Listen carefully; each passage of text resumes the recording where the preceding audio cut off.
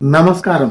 దేశంలో చిత్ర విచిత్రమైన పరిణామాలు చోటు చేసుకుంటున్నాయి. చాలా సంచలనమైన వార్త ఏమిటంటే ఆర్ఎస్ఎస్ ఇండియా గఠబంధన్ ను, ఇండియా కూటమిని బలపరచాలని అనుకుంటోంది. అది బీజేపీని బలపరుస్తుంది కదా. ఇండియా కూటమిని ఎందుకు సమర్థిస్తోంది ఈ ఎన్నికల్లో అనే అనుమానం అందరికీ వస్తుంది. కానీ అక్కడ జరుగుతున్నది ఏమిటంటే ప్రధానమంత్రి మోదీ తాను బీజేపీ కంటే అధికుణ్ణని, ఆర్ఎస్ఎస్ సంస్థ కంటే కూడా తనే అధికుణ్ణని ఒక అహంభావం, అహంకారంతో ప్రవర్తిస్తున్నాడు అని ఈ ప్రజలు గ్రహించారు. అలాగే ఆర్ఎస్ఎస్ సంస్థ కూడా గ్రహించింది. ఉదాహరణకు అయోధ్య రామాలయం మనం చూసాం లైవ్ లో. అన్ని పనులు ప్రధాని మోదీయే చేశాడు, కానీ అక్కడ ఆర్ఎస్ఎస్ కు సంబంధించిన భగవత్ ఉన్నాడు, ఆయనతో ఒక చిన్న కార్యక్రమం కూడా చేయించలేదు. అది ఆర్ఎస్ఎస్ వారికి కొంత ఎబ్బెట్టుగా, ఇబ్బందిగా అనిపించింది. దత్తాత్రేయ అనే నాయకుడు, ఆర్ఎస్ఎస్ నాయకుడు నాగపూర్లో ఒక పత్రికా విలేకరుల సమావేశం ఏర్పాటు చేసి మోడీని, బీజేపీ ప్రభుత్వాన్ని దుయ్యబట్టాడు. అంతేకాదు, బీజేపీ ప్రభుత్వం చెబుతోంది 400 స్థానాల కంటే పైగా సాధిస్తాము అని. ఆ దత్తాత్రేయ అదే ప్రశ్నించాడు, 400 స్థానాలకు పైగా ఎలా సాధిస్తారో మేము చూస్తాము. మేమైతే ఇండియా కూటమికి వారినే మేము బలపరుస్తున్నాము, ఈ బీజేపీని ఓడించాలి అని వాళ్ళు పిలుపునిచ్చారు.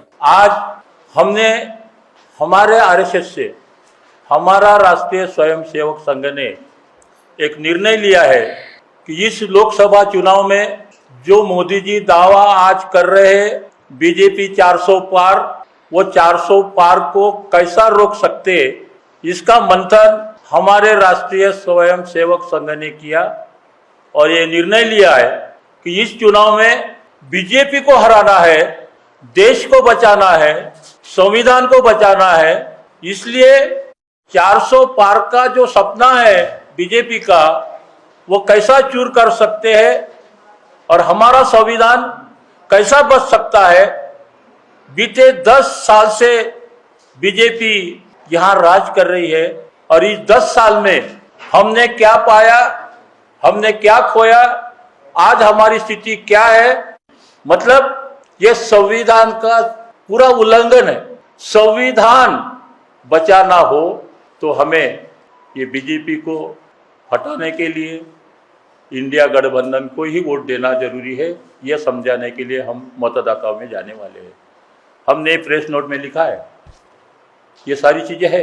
ఎందుకు ఇంత తీవ్రమైన పరిణామాలు చోటు చేసుకున్నాయి ఆర్ఎస్ఎస్ లో అంటే, అసలు మోదీ యొక్క స్వరూపానికి, మోదీ యొక్క స్టేటస్ కు ఒక హద్దు లేకుండా పోయింది.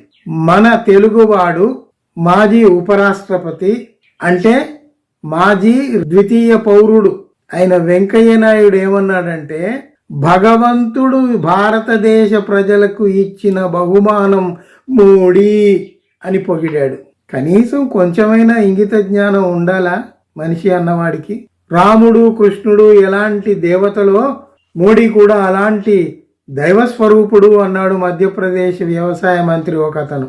ఇక బీజేపీ అధ్యక్షుడు నడ్డా అయితే దేవతలకు రాజు మోడీ అని పొగిడాడు. ఇట్లాంటి పొగడ్తలకు మోడీ ప్రభావితుడైపోయి ఇంకా తాను బీజేపీ కంటే, ఆర్ఎస్ఎస్ కంటే అధికుడు అనే భావనలోకి వెళ్ళిపోయాడు.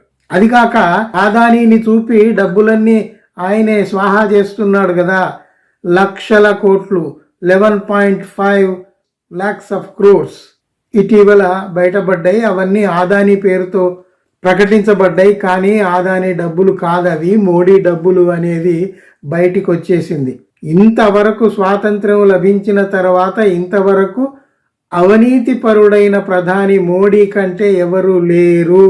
దేశాన్ని అప్పుల పాలు చేయటం, రైతుల సమస్యలు తీర్చకపోవటం, నిరుద్యోగం పెంచటం, హంగర్ ఇండెక్స్ లో అట్టడుగున పడిపోవటం, ఈడీ, సిబిఐ లాంటి సంస్థలన్నిటిని దుర్వినియోగం చేయటం, అన్ని అధికారాల్ని దుర్వినియోగం చేసి తన స్వంత లాభం కోసం ఆస్తులన్నిటినీ, సంపదలన్నిటినీ తన పేర చేసుకుంటూ బలవంతుడైపోయాను, ఇంకా నన్నెవరేమి చేయగలరు అనే అహంకారంలోకి వచ్చాడు గనక ఆర్ఎస్ఎస్ అది పసిగట్టి పత్రికా విలేకరుల సమావేశం నాగపూర్లో ఏర్పాటు చేసి మేము బీజేపీని ఓడించటమే మా ధ్యేయం, మేము ఇండియా కూటమికి మా సమర్థన తెలియజేస్తున్నాము అని స్పష్టంగా వక్తలందరూ మాట్లాడారు. ఒక భగవత్ మోడీకి సపోర్ట్ చేస్తున్నాడు, కానీ భగవత్ తర్వాత స్థానాలలో ఉన్న ఆర్ఎస్ఎస్ నాయకులందరూ తిరుగుబాటు చేశారు.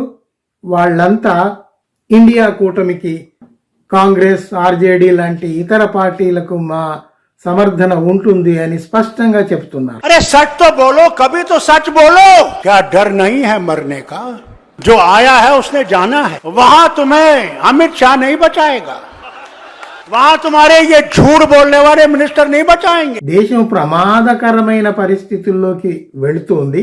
ఇది ఇలాగే వదిలేస్తే ఈ నాగరికత ప్రపంచంలో నుంచి మనల్ని అనాగరిక ప్రపంచంలోకి తీసుకుపోగలరు అని ఆర్ఎస్ఎస్ సంస్థకు సంబంధించిన నాయకులే చెప్తున్నారు. కాబట్టి మనం ఆ విషయాలు జాగ్రత్తగా ఆలోచించాల్సిన అవసరం వచ్చింది.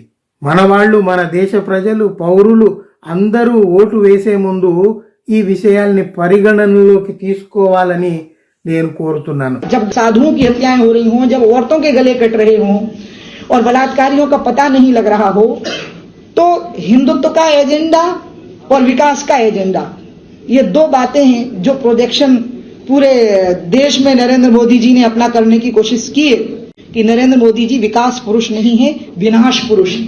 మనం చూస్తున్నాం, గత 10 ఏళ్లుగా దేశ సమస్యల్ని పక్కన పెట్టి మతాన్ని పట్టుకొని అందరూ ఒక మతంలోకే రావాలి, ఈ దేశాన్ని హిందూ దేశంగా చేస్తాము, ఒకే భాష మాట్లాడాలి, ఒకే తిండి తినాలి, అందరూ మేము చెప్పినట్టే వినాలి అనే ఒక ధోరణి, ప్రమాదకరమైన ధోరణి ఏదైతే ఉందో దాన్ని మనం దేశ ప్రజలుగా మనం ఎదుర్కోవాల్సి ఉంది. అసలు భారతీయత అంటే ఏమిటో కూడా ఈ బీజేపీ ప్రభుత్వానికి అర్థం కాలేదు. అందువల్ల తగిన బుద్ధి చెప్పాల్సిన అవసరం ఇప్పుడు వచ్చింది. మోడీ ఎంత అవినీతిపరుడు అనేది బయటికి వచ్చింది. ఎలక్టోరల్ బాండ్స్ బయటికి వచ్చాయి. అది సుప్రీంకోర్టు మొట్టికాయలు వేస్తే అవి ఆ వివరాలు బయటికి వచ్చాయి. దేశ ప్రజలకు వివరాలన్నీ తెలుస్తున్నాయి. అందువల్ల ఇంత అవినీతి ప్రభుత్వాన్ని మనం ఇంకా కొనసాగించటం అవసరమా అనేది పౌరులందరూ ఆలోచించాల్సిన అగత్యం ఇప్పుడు వచ్చింది. అందువల్ల ఈ 4 మాటలు మీతో పంచుకుందాం అనిపించి నేను ఇటీవల నాకు అందిన సమాచారాన్ని మీకు చెప్తున్నాను.